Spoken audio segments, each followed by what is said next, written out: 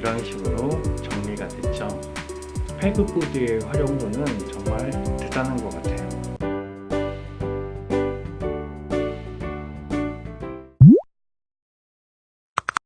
모노아이 TV. 안녕하세요, 모노아이 TV입니다. 오늘은 패그보드용 선반을 만들 건데요. 일단 도면은 이렇게 완성을 해놨고요. 네, 쉐이딩을 걸어보면 이런 모양입니다. 여기는 패그보드에 걸 수 있는 후크가 결합된 모습이죠. 네, 이런 식으로 되어 있고요. 패그보드가 규격이기 때문에 모든 결합 방식은 이런 형태를 크게 벗어나지 않아요. 일단 모델링이 완성됐으면 이거를 메쉬화 시켜야겠죠. 메쉬화를 시키기 전에 복사를 해서 하나를 더 만들어 놓습니다. 그리고 네, 이렇게 메쉬화 시켰어요.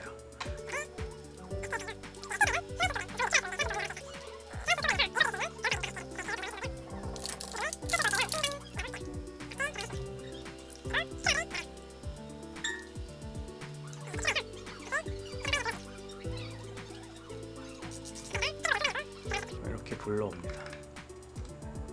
이렇게 불러오면 네, 형태에는 뭐 이상이 없이 잘 저장이 된 것 같아요. 네, 근데 이게 지금 오브젝트가 출력물이 회색으로 되어 있죠. 이거는 엔더3가 20 곱하기 20까지 출력을 할 수 있는데 밑면이요. 근데 지금은 그 안에서 이 모든 것을 출력할 수가 없다란 얘기예요. 이렇게 삐져나와 있죠. 그래서 마우스 오른쪽 버튼을 클릭하시고 스피릿 오브젝트 인투 파츠라고 이런 메뉴가 있어요. 이걸 누르면 이렇게 분리가 됐어요. 분리가 되면 이렇게 자동적으로 큐라가 알아서 정리를 해줍니다. 이 상태로 출력을 하면 어떻게 될까요? 이게 맨 밑바닥인데 밑바닥에 보시면 이렇게 얇은 부분만 밑에 닿게 되기 때문에 출력을 하면 서포트를 한다고 해도 일단 출력이 되더라도 이건 되게 비효율적이에요. 그리고 또 한 가지 주의해야 될 점이 지금 이 선반 형태를 보면 물체가 이런 방향으로 무게가 가해지겠죠. 이게 밑면이니까요. 이렇게 위에서 무게가 이렇게 힘을 줄 거예요. 중력이 작용을 하니까요. 그러면 얘는 이렇게 생겼으니까 이 방향으로 강도가 세져야 돼요. 근데 만약에 지금 이 상태로 출력을 하게 되면 레이어가 이렇게 한 층 한 층 한 층 쌓이겠죠. 이렇게 쌓여서 이런 출력물을 출력하게 됩니다. 그럼 이 레이어가 이 방식이면 이 방향, 가로 방향으로 레이어 층이 형성될 거예요. 그러면 만약에 이쪽 방향에서 이렇게 힘을 가하게 되면 똑 하고 부러지는 경우가 생겨요. 그래서 이런 출력물을 할 때는 이 출력물이 힘을 어떤 방향으로 받는지도 고려를 해서 출력을 하셔야 됩니다. 그래서 이 상태로 출력을 하게 되면 힘도 못 받고 이게 맨 밑면이 닿는 부분이 적기 때문에 얘를 로테이트를 시켜줘요. 회전을 시켜줍니다. 이런 식으로 90도를 회전을 시켜주면 자 보세요. 얘가 이 방향으로 레이어가 이렇게 생성될 텐데 힘은 이쪽 방향으로 받으니까 어떻게 되나요?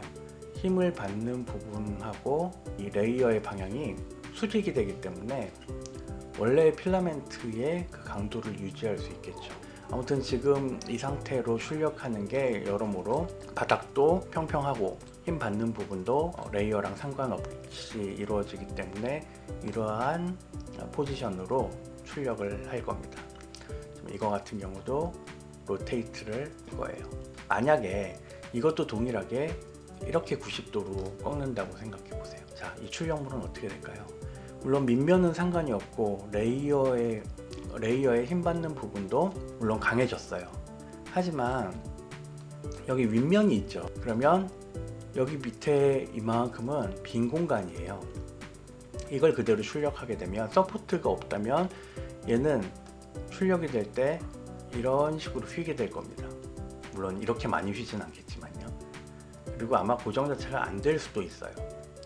해서 이런 출력물 같은 경우는 서포트를 이렇게 여기서부터 이렇게 가상으로 이렇게 메꿔주는 그런 서포트들이 필요한데, 서포트들의 낭비도 낭비이지만 서포트를 추가해서 출력을 하게 되면 마감이 그렇게 깔끔하지 않아요. 처리를 해줘야 됩니다. 사포질을 해주던지. 그렇기 때문에 이런 형태의 출력물인 경우에는 최대한 이 부분이 위에, 여기서는 바닥이 아니라 지금 천정이죠. 천정 부분이 없는 형태로 출력을 해주시는 게 좋아요. 그러면 이것도 로테이트를 해주겠습니다. 로테이트를 어떻게? 이렇게 해줍니다. 180도를 돌렸죠. 네, 그렇게 되면 밑면도 굉장히 넓어서 안정적인 데다가 천정이 없으니까 빈 공간이 없죠. 그래서 이런 식으로 출력물을 배열해 주는 것도 굉장히 중요해요. 이거는 첫 번째 이 오브젝트랑 동일한 형태이기 때문에 90도 첫 번째 게 아니라 이 두 번째 거, 이거랑 똑같은 거기 때문에 비슷한 형식으로 이렇게 배치를 해줍니다. 자, 이제 밑에 면에서 보면 다 동일한 평평한 면이 됐고요. 위쪽에는 뚜껑 같은 게 없는, 막힌 데가 없는 그런 배치가 됐죠. 그 다음에 세 개 모두 이런 무게를 지탱하는 방향에서 힘이 왔을 때 레이어의 방향과 전혀 상관이 없는 형태로서 배치가 됐습니다. 지금 이 형태를 보면요, 서포트가 필요할까요? 필요하지 않을까요? 지금 뚜껑이 없어서 필요하지 않다고 생각하실 분들도 혹시 계실지 모르지만, 이 오브젝트에는 이런 후크, 핀이 존재를 해요. 이 공중에 떠 있죠. 밑에 아무것도 없어요. 그렇기 때문에 이런 것들을 위해서 서포트는 필요합니다. 서포트가 있어야 여기까지 가상 오브젝트를 만들어서 여기까지 층층이 쌓아 올린 다음에 얘네들을 정확하게 출력해 줄 수 있어요. 여기서부터 여기까지도 마찬가지로 서포트가 생기겠죠. 이런 식으로 서포트를 만들어야 되기 때문에 저는 에브리웨어를 선택을 했고요. 그 다음에 지금 다 평평해요. 다 평평해서 브림은 별도로 필요가 없을 것 같습니다. 이렇게 완료가 됐으면 이제 G코드로 저장을 해줍니다. 엔더3에서는 한글을 지원을 안 해줘요. 읽지를 못합니다. 파일을 저장을 해도. 그래서 영어로 이름을 저장해 줘야 돼요. 패그 쉘프라고 저장을 하겠습니다. 이제 출력물을 출력하면 돼요. 3D 프린팅 과정을 이제는 좀 생략을 해도 되지 않을까 싶긴 해요. 한번 생각해보고 영상에 넣을지는 판단하도록 하겠습니다. 네, 이렇게 오른쪽 맨 바깥쪽으로 출력한 거를 뽑고요. 그 다음에 양쪽이 평평한 걸로 중간을 이렇게 연결해 줍니다. 똑같은 거죠? 똑같은 거. 중간에. 제가 이 바깥쪽을 이렇게 칸막이가 있는 걸로 한 이유는 잠시 후에 보시면 아시겠지만 여기 아래에 있는 이 머프토이 케이스들을 넣기 위해서예요. 그러려면 여기 보시는 것처럼 원형이기 때문에 옆으로 굴러 떨어질 수가 있어서 제가 이렇게 옆에는 칸막이가 있는 그런 형태로 제작을 했습니다.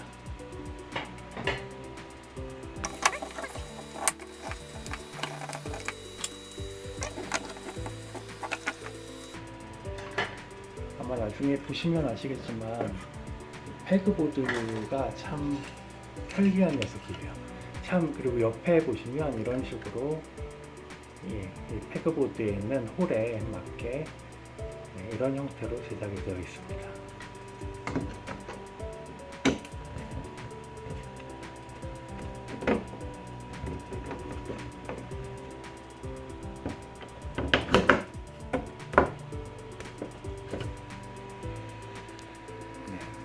이렇게 설치를 다 하고 나면 이런 식의 선반이 돼요.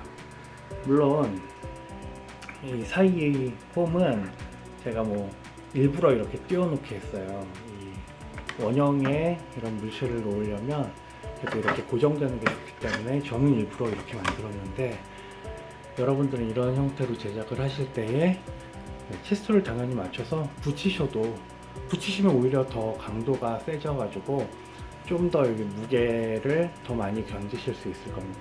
저는 지금 이게 무게가 워낙 가볍기 때문에 이렇게 아래에도 보시면 이 지지대를 요 클립 정도? 요 정도 하나, 요걸로 그냥 받쳐주는 정도의 역할을 했지 크게 무게에 신경을 쓰진 않았어요. 하지만 뭐 예를 들어서 뭐 여기서 이렇게 지지 한 2칸 정도 내려오게끔 지지를 해주시는 받침 형태로 제작을 하시면 무게를 훨씬 많이 견딜 수 있습니다. 이 정도만 돼도 사실은 그렇게 무리가 되진 않아요.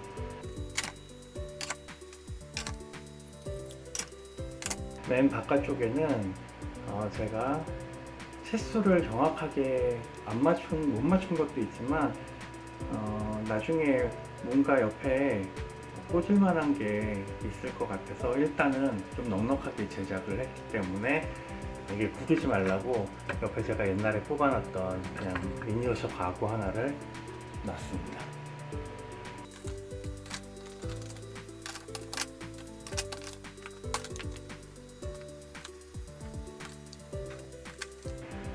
네, 이런 식으로 정리가 됐죠. 패그보드의 활용도는 정말 대단한 것 같아요.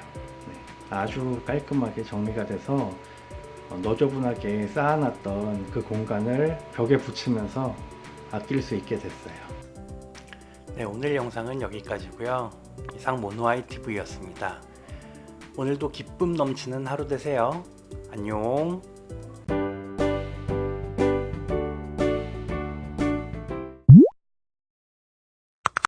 모노아이 TV